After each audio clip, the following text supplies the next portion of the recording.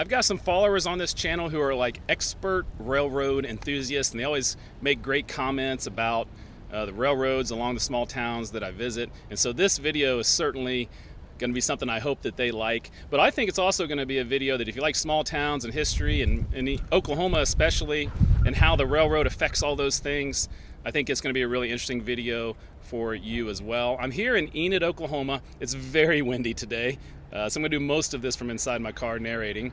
But I'm in Enid, Oklahoma, and it makes sense starting here because they have an Oklahoma Railroad Museum, and obviously a railroad was of significance, very high level of significance here in Enid. So let me get inside so I can narrate and there's not so much wind and tell you about what I'm doing today.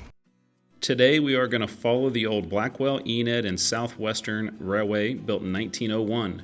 It was built to link Beaumont, Kansas and Vernon, Texas. This subdivision went from Enid, Oklahoma to Beaumont, Kansas in the heart of North America's wheat belt.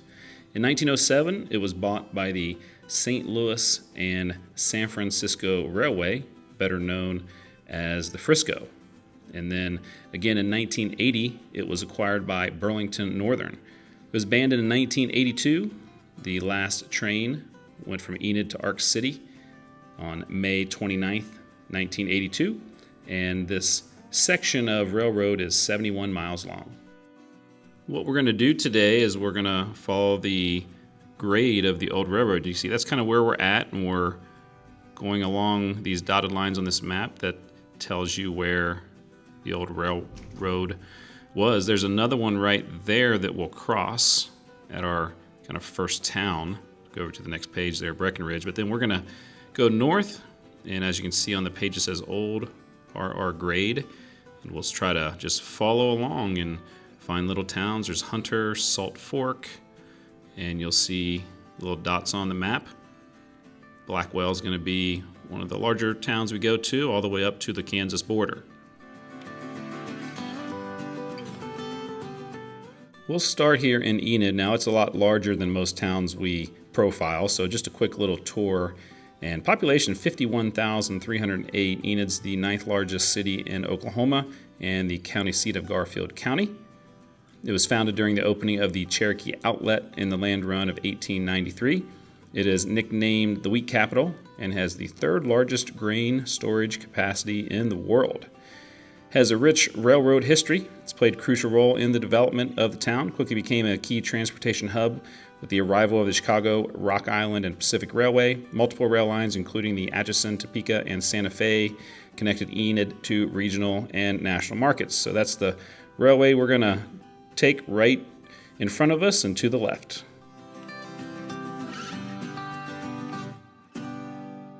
Enid is off into the distance way over there, mile or so, and right here is our railroad tracks that we're following, and they end right there, and they go off into the woods. At least that's where the railroad grade goes. On my map it shows you where that railroad grade is and what we're going to follow and try to connect all these towns. But yeah, there's the end of it. 1982 is when that would have last been a thing.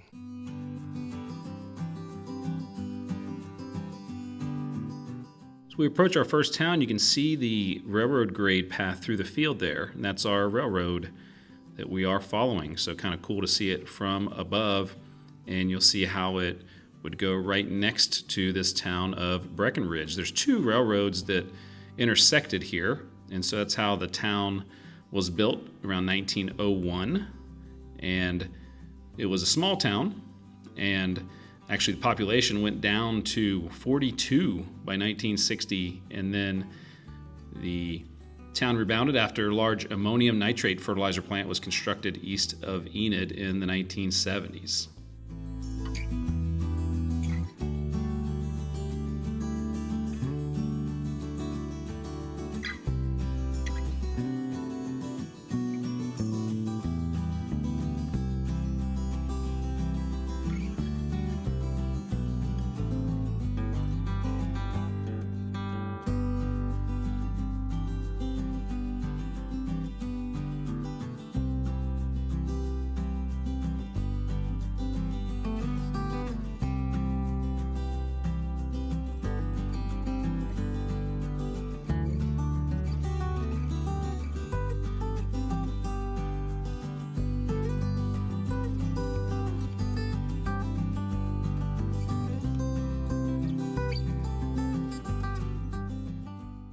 Just on a random part of, you know, following the railroad here, and you can see that's where it would have came through.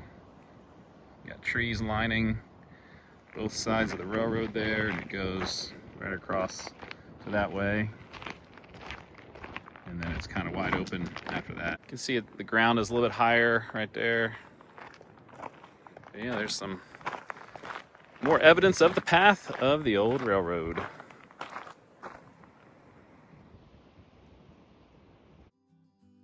Next up is the town of Hunter, and you can see there where our railroad would have went through with the grain elevators. Nice little town. Established in 1901 when the railroad went through there, that Blackwell, Enid and Southwestern Railroad. It was named after Charles Hunter, who was a railroad townsite manager and former Rough Rider. Population went up pretty quickly, 443 in 1920, dipped down a bit, then back up, but has slowly declined over time. There's some old buildings to check out. The Bank of Hunter is listed on the National Register of Historic Places.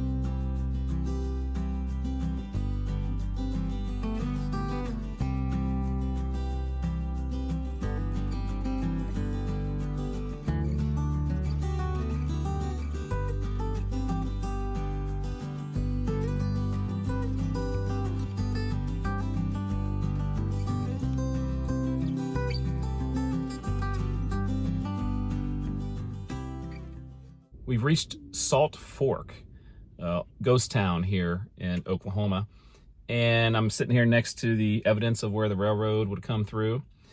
And actually, a year or so ago, I did a video about some Oklahoma ghost towns, and this was one of them. So I'm going to insert that little section of the video in here.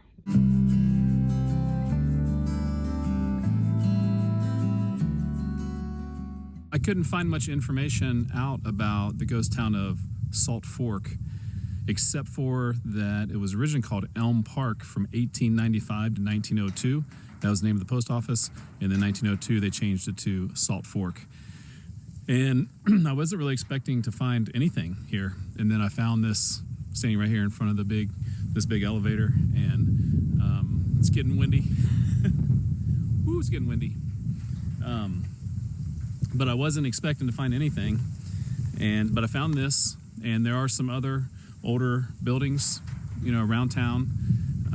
And then we're close to the Salt Fork of the Arkansas River, which is how it got its name. Right here is Railroad Street and on the map. So obviously there was a railroad here.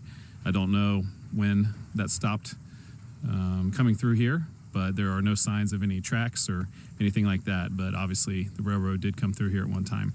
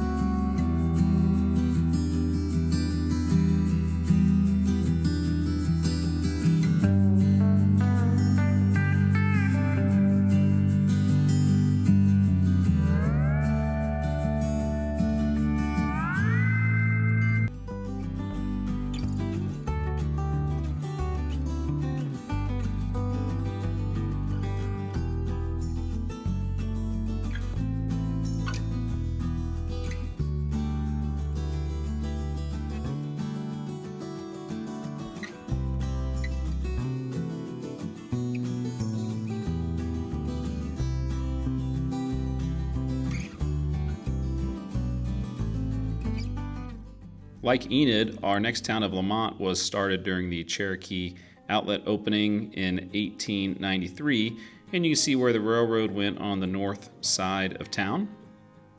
It was named after U.S. Secretary of War Daniel Scott Lamont. And the post office was established in 1893, and they incorporated it in 1900, and that's basically when the railroad came through, and that's when the town really started to grow. And the early population figures were almost 600, and it remained there for several decades. In fact, it was there till about 1980, and since then it has dropped off quite significantly, especially in the last census, and now it's down to 301.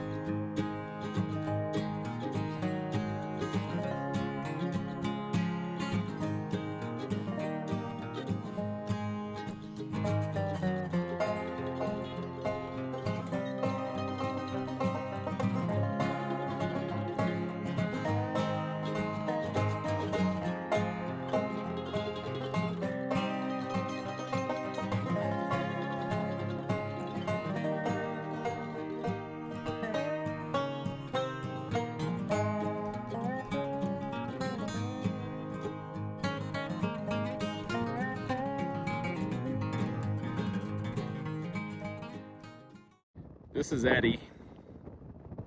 Well, that's the only thing in Eddy, or Eddy.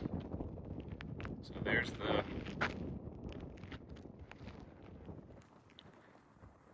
there's the grade. Would have went right through there and into these trees.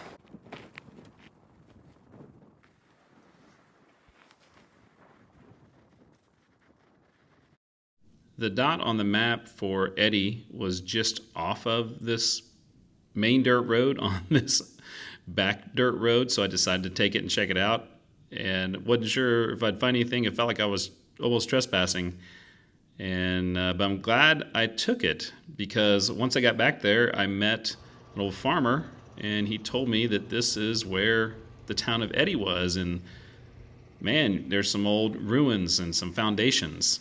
Eddy was originally called Osborne and changed in 1901 when that railroad came through. They had a post office till 1957. It was named after Eddy Peckham, who was the son of the railroad developer.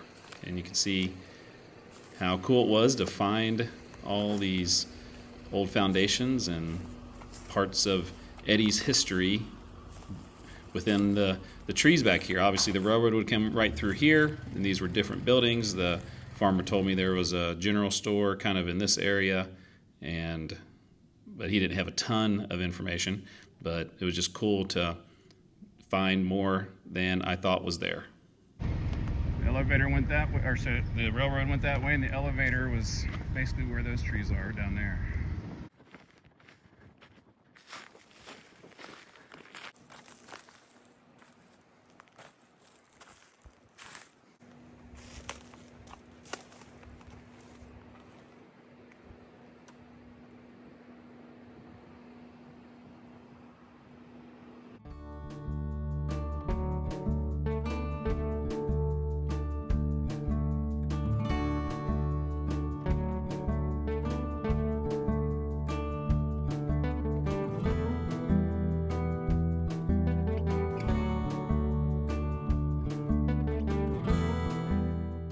Right here in this location, you can see how the grade of the railroad goes right in front of us there through the trees. Right about here, I found an old map over 100 years old that had a dot on it with Retta, and found that there was a post office around here from 1902 to 1908. Couldn't find much else about the town. Maybe it was just a stop on the railroad, maybe it was a small community, but this is about where Retta was.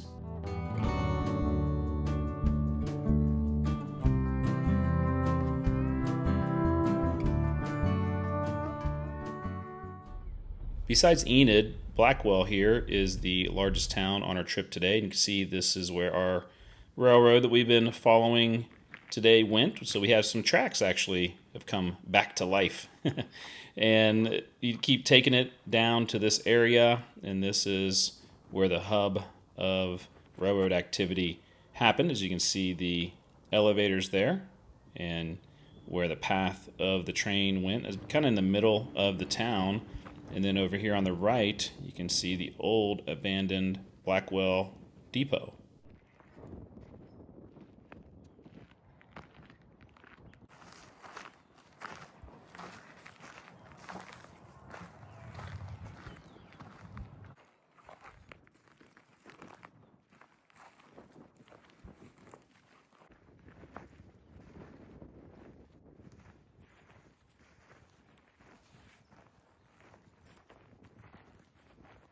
Blackwell was established in 1893 during that Cherokee outlet land run. A couple of the other towns were, and quickly developed as a hub of agriculture and commerce. You can see there from the overhead shot where the railroad went right through the middle of town. The railroad arrived in the late 19th century. The Atchison, Topeka, and Santa Fe Railway was the one that played probably the most pivotal role in Blackwell's growth, and went all the way up to almost 10,000 people, and has gone down, losing about 30% of its population, but it still has a great downtown, as you can see all these old buildings. And we're not going to go on a long tour through town, but thought I'd show you this nice historic downtown strip.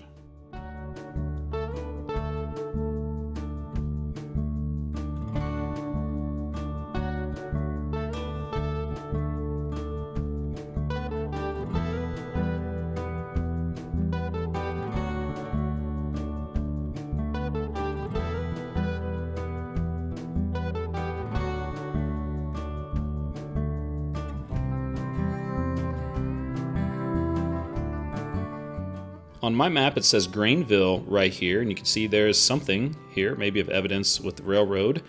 Never had a post office or any history that I could find, so if anybody out there knows about Grainville, please feel free to put it in the comments.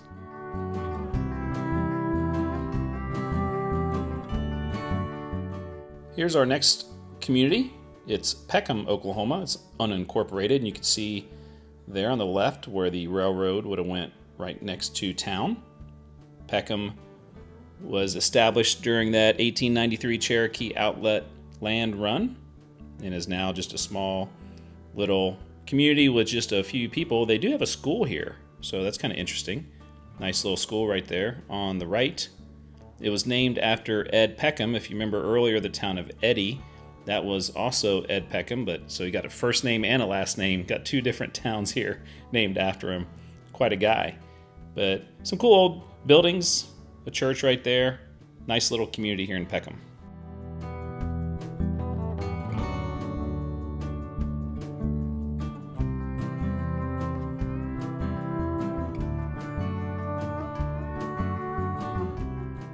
Driving down the back roads here, you can kind of see over there to the next elevator. That's Bender. And we look back towards where we were just driving. You see the line of trees. That's where the railroad would have went through. And then as we flip back around, this is Bender. And kind of like Grainville, I couldn't find any information out about Bender. Certainly was a stop on the railroad. A lot of these places, that's what they were. They needed a stop every few miles for the railroad to be able to continue functioning. They weren't able to go for many, many miles without stopping. And so they needed little communities or just somewhere to kind of get water or something like that. And so you can see right on past Bender where the railroad goes. And we're now in Kay County. There's a Kay County water tower.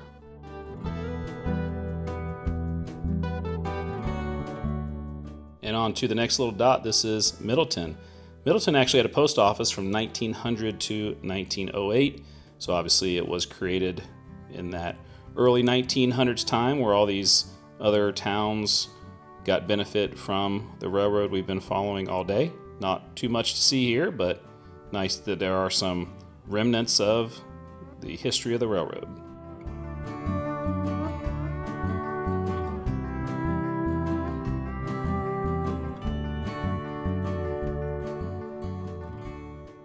Well, we've made it to, on my map that says Erie, that's at this intersection where that's Kansas and this is Oklahoma. And I'd looked kind of on Google Earth and I hadn't seen anything here, so I have no idea why it's named Erie. There's no post office. On an old map, there was a place named Cale, C-A-L-E, that was in this general vicinity as well.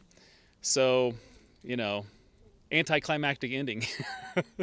Although there is a really interesting place that I can actually see across the way. There's a water tower over there, and it's for a community called Chilocco. And Chilocco was not on the railroads. That's why I didn't include it in this video, but I'm hoping to do a video on it in the future. It's a pretty well-known Indian school there. Everything is kind of like the gate from where to get there from a different road is locked. And but I did fly my drone over to give you a little bit of a look, and hopefully that's a preview of something we can do in the future. But really fascinating history if you want to learn more about this area. But yeah, the railroad did not stop there, but it came right through here, and then it would go on up to Ark City up in Kansas and continue on to Beaumont, like we talked about in the beginning. So this was a really fun way to explore some new towns, connecting them through the railroad.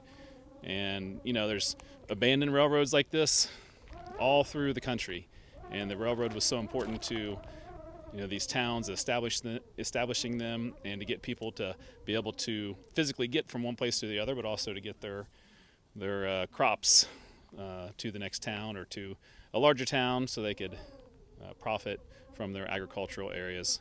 So it was really enjoyed it. One of the best parts for me was talking to the farmer at Eddy and seeing the kind of foundations of what that ghost town used to be in the trees. So yeah, sometimes you go the extra mile and you get rewarded with a hidden gem like that. So anyways, hope the railroad enthusiasts enjoyed this one. Maybe I'll do it again someday. But for everybody, I will see you down a back road. Thanks for making it all the way to the end of that video. And now that you're here, let me tell you a little bit about some of the extras that we have on the channel. One of the things you can do is you can become a member. There's 3 levels. There's the supporter level, there's the producer level, and the executive producer level. And all 3 levels have different perks, and as you are more supportive financially, there's more perks. We have extra videos every week and a lot of fun stuff going on in the member section. If you haven't done so, make sure you check out travelwithawiseguy.com. We've got lots of extra stuff on there, and one of the things is merchandise. You can get you Travel with a Wise Guy t-shirt. We have Death Go Round t-shirts. We have some coffee mugs, different things that are a lot of fun, and people seem to have enjoyed. Good quality there. Also on the website, you can do things like check out the Google map. I have a pin dropped in every place I've done videos about, then a link to the video so you can look at the map, and maybe there's somewhere where you live or somewhere you want to go. You can check out that map. And it seemed to be a very popular thing. You can sign up for my newsletter. I do that about every 3 weeks. It's totally free. And there's also all kinds of other links and tidbits in there, old videos, podcasts, just everything I could think of I throw on the website. So make sure you check out travelwithawiseguy.com. Thank you for everyone who has been supportive of this channel, and thank you so much for making it to the end of this video. And now for the reason you're probably here, the outtakes. Welcome to Oklahoma.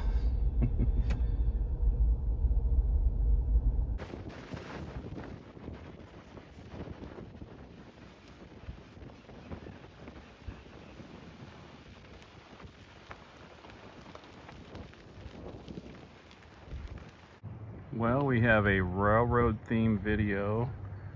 We got a death go round by the railroad. That's the one we're gonna have to test.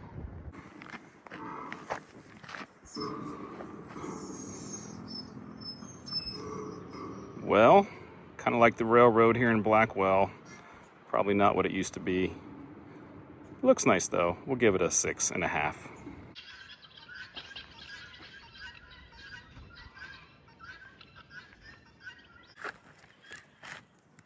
Hi.